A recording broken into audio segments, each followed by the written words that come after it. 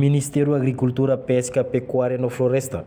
Halau senior oficialmente embas dalam sanulu resensia Konaba Coral Triangle Initiative. Nebe composto si nação nen hanesang Indonesia, Malaysia, Papua Nova Guiné, Filipina, Ilha Salomo, inclui Timor-Leste. A atividade ne realiza em sua room Timor Plaza Dili quarta-feira e a lorong hat fulan dezembro tina rihundua no recém-hat. Diretor-geral Pesca, Agricultura e Gestão Recurso Aquático, Celestinho da Cunha Barreto hateten. Inisiativa Husi Triângulo idane atu colheu conaba assegura natureza e a tasilaran.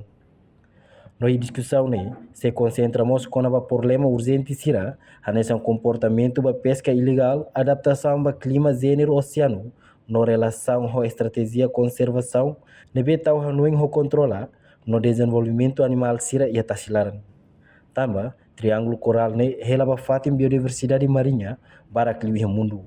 No evento irane nos dar oportunidade de clio, onde informa detalhe quando vai esforço colaborativo, for gratidão para ecossistema crucial.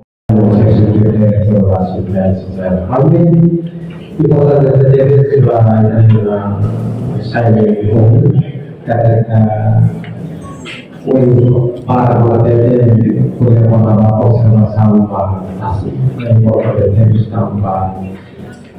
E contexto va sitiap ini boleh melawan ekosistem masing.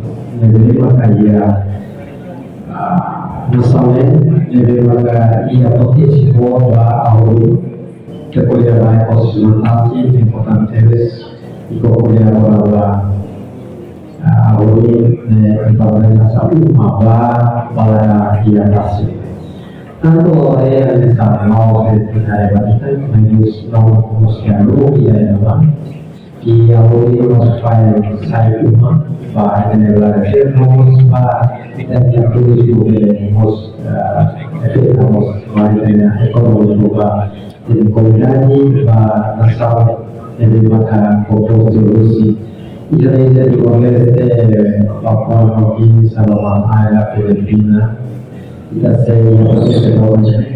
untuk kuliah awal besar bersama biodiversitas di nomor tahun ini yang khusus pastinya lebih untuk ya kebuaran dari manusia di dalam sesuatu jadi berubah nanti ya resiko sektor presiden untuk menurut dunia recursos de nomor susi dan ya pasir sudah mai ada seperti untuk bahaya yang konservasi ya masuk oleh jadi berkau respon di kita lapangan dan strategi internasional kita nomor satu kita dia akan bersama dengan potensi dengan konservasi dengan awal istilahnya iya sama regional juga.